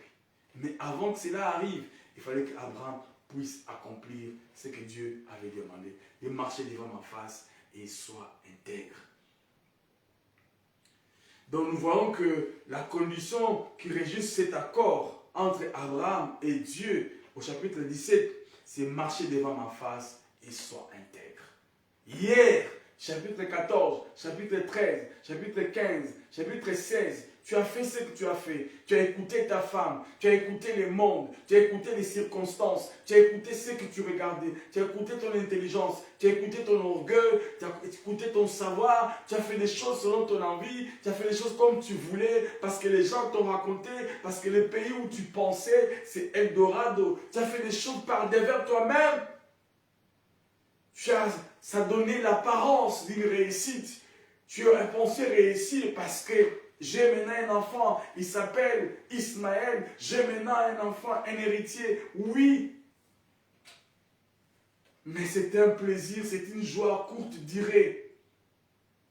Bien-aimé dans le Seigneur, Abraham aussi a écouté, Abraham aussi a fait des maladresses. Comme nous aussi nous écoutons dans l'attente de la promesse, beaucoup de choses se passent. Cependant, Dieu reste fidèle. Mais nous, pendant cette attente, je ne sais pas, Abraham, 13 ans. Non, pardon, 11 ans d'abord. Après 11 ans, Abraham a dit non, je pense que ça, c'est pas possible. Sarah, tu as raison, je fais ce que tu me demandes. 11 ans de patience. Bien-aimé dans le Seigneur, il a eu Ismaël, mais il a fallu encore 13 ans pour payer les 11 ans qu'il a gaspillés. Bien-aimé dans les Seigneurs, des fois, tu as attendu pendant 3 ans, tu as attendu pendant 4 ans, tu as attendu pendant 5 ans, je ne sais pas, 10 ans, je ne sais pas combien d'années, tu attends toujours la promesse de Dieu se réaliser dans ta vie, mais tu as comme l'impression que ça ne se réalise pas.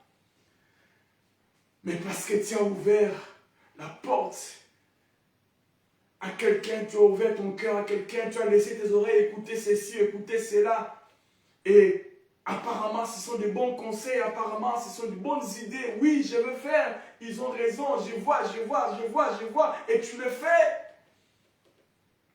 Et lorsque tu fais 5 ans de patience, 5 ans, 6 ans, 7 ans, 8 ans que tu avais fait dans la fidélité, en craignant Dieu, en marchant avec lui, tu as fauté. C'est comme si tu as tout annulé. Il fallait encore recommencer.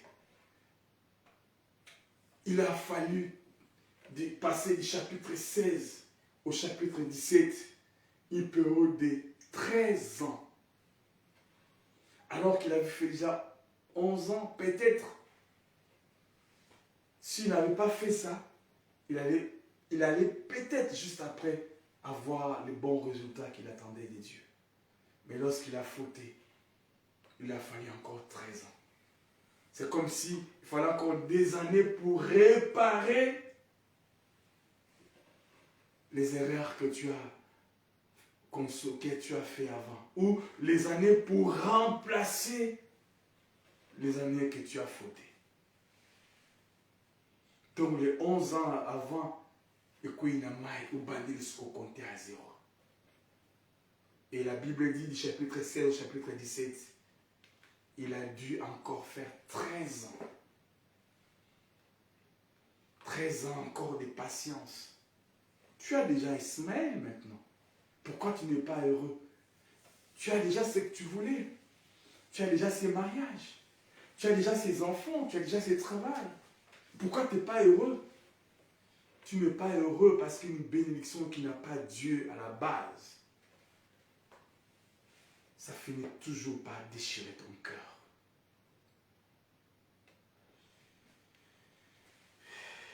Une bénédiction, bien-aimée, dont Dieu n'est pas l'auteur,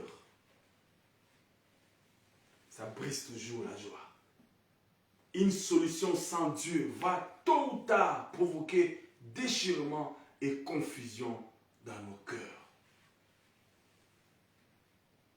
Et c'est ce qui s'est passé.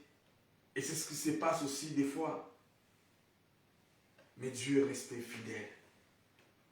Et lorsqu'il est revenu vers Abraham, oui, j'avais fait la promesse. Mais cette fois-ci, j'aimerais encore te confirmer ma promesse. Cependant, toi aussi, tu as quelque chose à faire. Marche devant ma face et sois intègre. Oui, c'est de nous conduire en sachant que rien de ce que nous faisons ou pensons passe inaperçu pour lui. Donc Abraham maintenant comprend que si on fait alliance avec toi, tout ce que tu fais, petit comme grand, de loin comme de près, au vu de tous ou en cachette, chez moi, rien n'est caché, rien n'est inaperçu. Je connais et je vois tout. Donc tu comprendras que tes 11 ans ou que tu faisais ce que tu faisais, je te voyais. Mais je reviens encore vers toi pour te rappeler. On va repartir avec toi sur une nouvelle base. Mais sache maintenant que rien ne m'échappe. Bien-aimé, rien n'échappe au Seigneur. Il nous a choisis tels que nous sommes. Il veut faire de nous de grands, il veut faire de nous de forts, il veut faire de nous ce qu'il veut faire de nous. Cependant, ne profitons pas, nous aussi, de gâcher l'opportunité qui nous a été accordée par le Seigneur. Donc Dieu va établir l'alliance avec Abraham et il va plus loin à rebâtir le nom d'Abraham à Abraham, qui veut dire le père des multitudes. Donc nous avons vu, établir veut dire commencer quelque chose qui durera longtemps. Dieu a commencé quelque chose qui durera longtemps. Dieu a commencé quelque chose qui va aller jusqu'à à l'éternité. Mais justement, la condition sine qua non, c'est marcher devant ma face et sois intègre. Marcher devant la face de Dieu, c'est marcher en reconnaissant l'omniprésence et l'omniscience divine. Dieu voit tout et connaît tout. Marcher devant la face de Dieu, c'est marcher en reconnaissant l'omniprésence et l'omniscience divine. Dieu voit tout et connaît tout. L'omniprésence, c'est que Dieu est partout en même temps. Partout. Il est omniprésent. Et l'omniscience, Dieu connaît tout. Toutes les sciences, toutes les connaissances. Il n'y a rien qui lui échappe. C'est ce qu'il a voulu qu'Abraham comprenne, afin qu'il ne puisse plus prendre des résolutions par devers lui-même. Qu'il ne puisse pas se laisser influencer par les conseils, soit de sa femme, soit de ses conseillers, soit je ne sais de qui que ce soit. De ne plus faire des choses par devers lui-même, mais faire des choses en reconnaissant que Dieu voit tout et connaît tout. Marcher devant ma face, c'est marcher en sachant que notre Père Céleste voit ce que les autres ne voient pas. Le monde nous juge selon notre apparence, notre prestige, notre parcours professionnel, nos richesses. Notre Seigneur, pour sa part, il regarde au cœur. Il voit le moment où nous nous oublions pour la cause du royaume. Le moment où nous gênons, le moment où nous pleurons, le moment où nous sommes en prière. Le temps que nous passons dans les secrets à chercher sa face. Les injustices que nous subissons en silence. Nos faiblesses, nos jours ruisselants des larmes toutes les nuits. Dieu voit tout et connaît tout. Dieu voit tout et connaît tout. Marche devant ma face et sois intègre. Veut dire, comme on vient de le dire, il voit tout. Tes nuits, tes sommeils coupés, les insomnies. Tu t'arrêtes la nuit, tu te lèves, je ne sais pas, au beau milieu de la nuit pour pleurer, pour prier, pour crier. La journée, tu fais semblant parce que tu n'es pas obligé de donner l'impression aux gens que tu es triste ou malheureux. Tu passes inaperçu. Les gens te trouvent bien, tu es bien, mais toi-même tu sais ce qui se passe dans ton cœur. Mais quand tu marches devant sa face et tu intègres, il voit ton cœur. Il voit que tu marches dans la foule, donnant l'impression d'être heureux, mais tu n'as pas l'argent dans tes poches. Que tu n'as pas d'avenir, peut-être que tu n'as pas quoi que ce soit, mais tu es là. Il sait ce qui se passe dans ton cœur, il sait ce qui se passe dans ta vie, rien ne lui échappe. Et comme il sait ce qui se passe, il va venir à ton secours. Car Dieu n'est pas injuste pour oublier votre travail et l'amour que vous avez montré pour son nom, ayant rendu et rendant encore des services aux saints. Ça, c'est Hébreux chapitre 6, verset 10. Dieu n'oublie jamais. Et il n'oubliera jamais tes bienfaits, n'oubliera jamais ta fidélité, n'oubliera jamais ta façon de faire. Tant que tu es avec lui, tant que tu crains son nom, tu fais l'œuvre du salut, tu donnes aux gens, tu coopères. Je ne sais ce que tu fais. Il dit, Dieu n'est pas injuste pour oublier votre travail et l'amour que vous avez montré pour son nom. Marche devant ma face et sois intègre. Je sais, je vois ce que tu fais. Dans 2 Chroniques, chapitre 16, verset 9, la Bible dit, car l'Éternel parcourt les regards, parcourt du regard toute la terre pour que s'affermisse, c'est dans le cœur et tout entier à lui. Il a les regards sur le monde entier. Il fait parcourir son regard pour voir celui dont le cœur est tout entier à lui. On est dans la foule, on est mélangé, on est dans une confusion, mais lui, dans son regard, il perce, il sait voir. Dans ses yeux, celui dont le cœur est tout entier à lui, celui qui marche devant sa face et il est intègre. Il sait voir même dans cette foule. Cependant, tes mérites, personne ne le voit. Tes efforts, personne ne le voit. Ta fidélité, personne ne le voit. Même ton pasteur aussi peut-être ne peut pas le voir. Même ton mari, même ta femme, même tes enfants peut-être ne verront pas les sacrifices que tu fais. Mais Dieu voit cela. C'est ce qu'il a voulu dire à Abraham. Abraham, je vois tout. Je connais tout. Ne pense pas quand tu faisais ceci, quand tu faisais cela, quand tu pensais que c'est impossible, quand tu pensais je ne sais comment. Je ne te voyais pas, je voyais. Je sais. Marcher devant la face de Dieu, c'est aussi marcher dans la crainte de Dieu, sachant qu'un jour, nous serons devant lui et devons rendre compte sur la manière dont nous gérons la vie qu'il nous a prêtée. C'est nous conduire en sachant que rien de ce que nous faisons ou pensons passe inaperçu pour lui. De nous conduire en sachant que rien de ce que nous faisons et ce que nous pensons passe inaperçu pour lui. Il dit, marche devant ma face et sois intègre. Dans la pensée hébraïque, un homme intègre, selon Darby, selon Darby, le mot intègre veut dire parfait.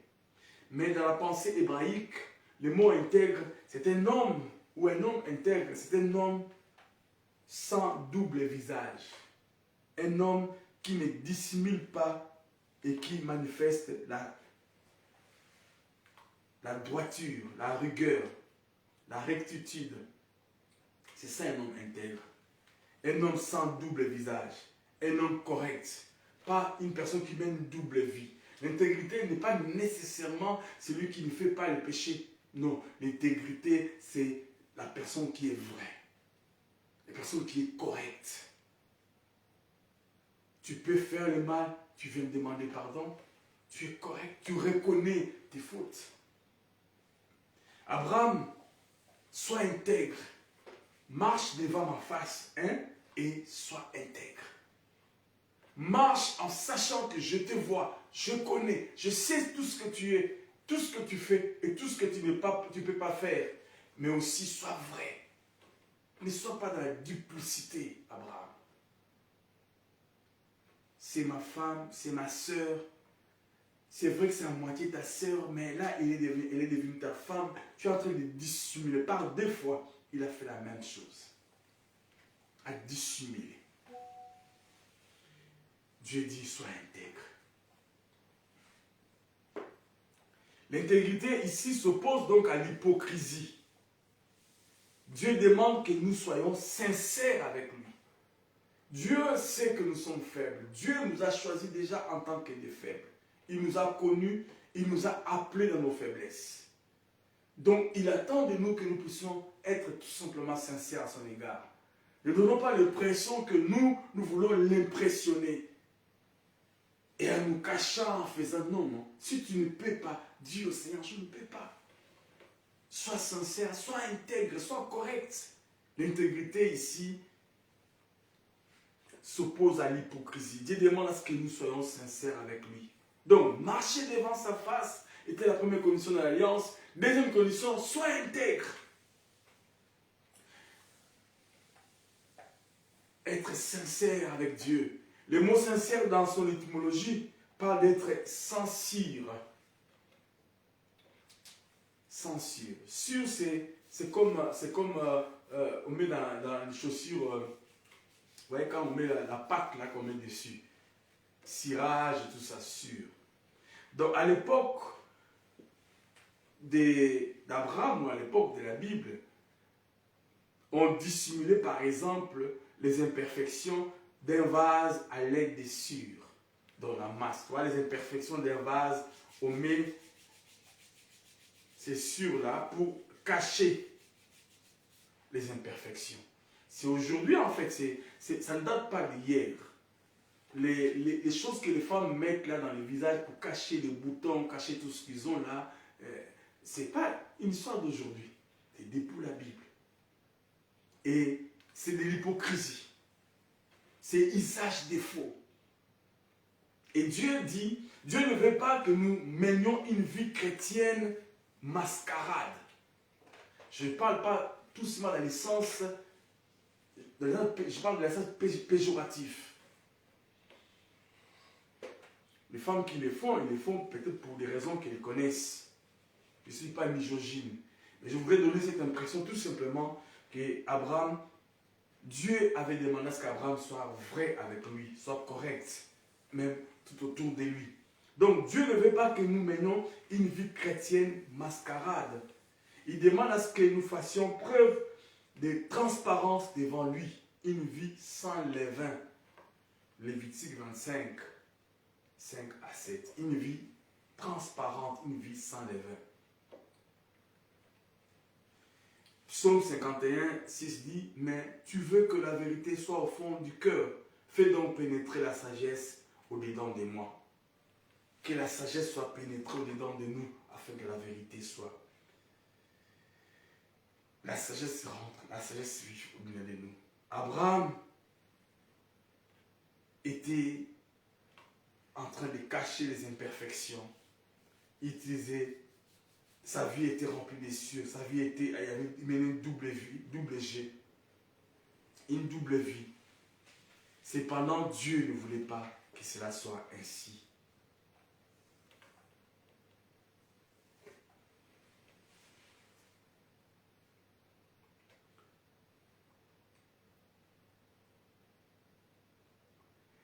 Être fidèle à Dieu, ce n'est pas celui qui est sans péché, mais le pécheur qui ne cache pas sa faute, qui cherche l'aide de Dieu en étant vrai avec lui. Ça, c'est la fidélité que Dieu attend de nous. C'est que le fidèle n'est pas celui qui est sans péché. Ça peut arriver. Mais le pécheur qui ne cache pas sa faute, qui cherche l'aide de Dieu en étant vrai avec lui, c'est cela, un homme fidèle. Dieu nous aime et il est fidèle. Mais lorsque la promesse nous a été donnée, dans l'attente de l'accomplissement de la promesse, comment réagissons-nous? Comment comportons-nous? Quelles sont nos réactions? Excusez-moi. Nous vivons comme Abraham, ou bien nous faisons ce que Dieu veut que nous fassions. Comment entrer dans la prière? Père, merci pour ces moments. Merci pour ces instants, Seigneur. Merci pour ta parole. Marche devant moi et sois intègre. Merci parce que tu as renouvelé ton alliance avec Abraham. Merci parce que tu as établi cette alliance. Merci parce que tu es un Dieu fidèle. Merci parce que tu es fidèle. Et ce matin, Seigneur, glorifie Jésus dans nos cœurs à travers ta parole. Abraham est pour nous un enseignant. Abraham est pour nous un exemple. Abraham est pour nous notre modèle, Seigneur. Glorifie Jésus au milieu de nous, Seigneur, ce matin. Tu ne veux pas, oh Jésus, que nous ayons une double vie. Tu ne veux pas, oh Jésus, que nous menions une vie à dents dessus. Tu ne veux pas, Seigneur. Tu veux que nous soyons vrais, que nous soyons corrects, que nous soyons conscients que tu es là, tu es omniprésent, que tu es omnipotent. Alors que nous attendons, Seigneur, la réalisation de tes promesses, nous ne serons pas versatiles, que nous ne serons pas des hommes et des femmes qui laissons les autres nous influencer par leurs conseils et nous mettons de côté ta parole, Seigneur. Et nous payons cher lorsque nous faisons ces choses, comme Abraham. Nous payons des années, nous payons des mois, nous payons des jours.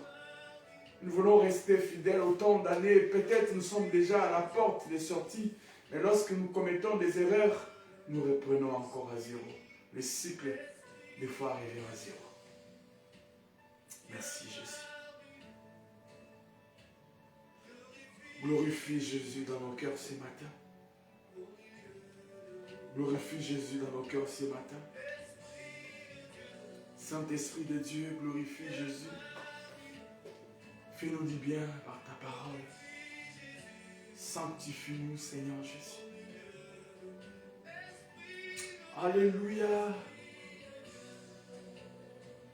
Toutes les paroles que tu avais promises aux enfants d'Israël, aucune d'elles n'est restée sans effet. Tu es un Dieu fidèle. Ta fidélité est la clé qui nous permet à obtenir gain de cause sur le chemin de la vie. Merci Jésus. Glorifie Jésus. Glorifie Jésus. Glorifie Jésus. Glorifie Jésus. Glorifie Jésus. Au nom de Jésus. Ainsi nous avons prié et nous disons Amen. Amen. Gloire au Dieu, nous disons merci au Seigneur pour ce temps passé dans sa présence. Et nous allons terminer ce culte-là, s'il vous plaît. Quelques communiqués, on va lire.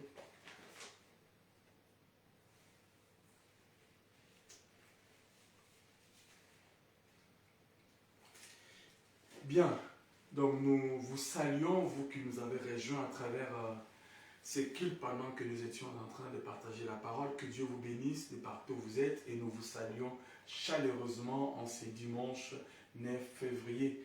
Que Dieu vous fasse beaucoup de bien et que ce mois de février soit réellement un mois béni, un mois où Dieu vous fera miséricorde.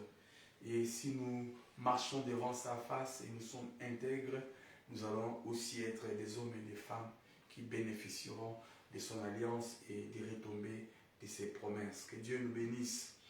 Nous sommes la mission évangélique Emmanuel, église locale de Nantes, et nous sommes heureux de savoir que vous êtes connectés et vous allez aussi partager ces liens avec les autres afin que tout le monde aussi en bénéficie par sa grâce.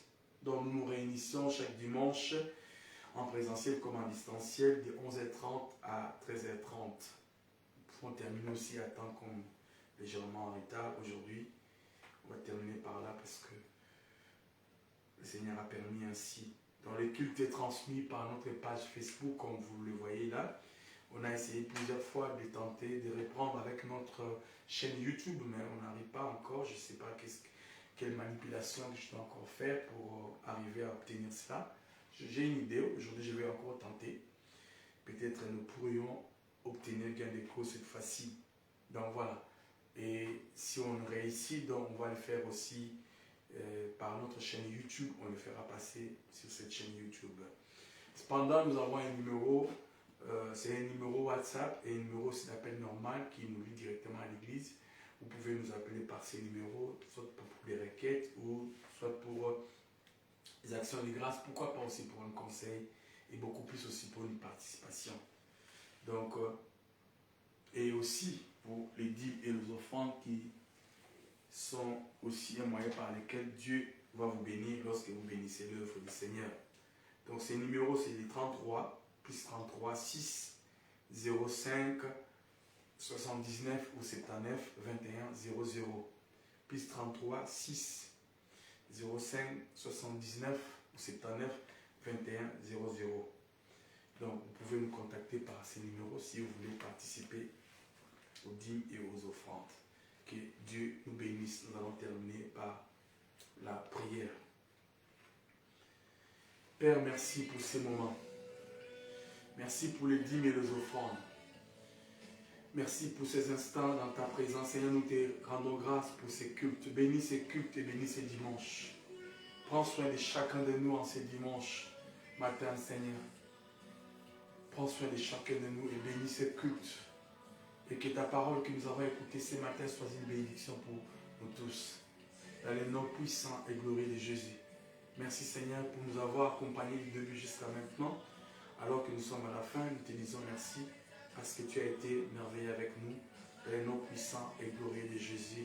Ainsi nous avons prié et tous ensemble nous disons Amen. Que Dieu nous bénisse et à bientôt. Bye.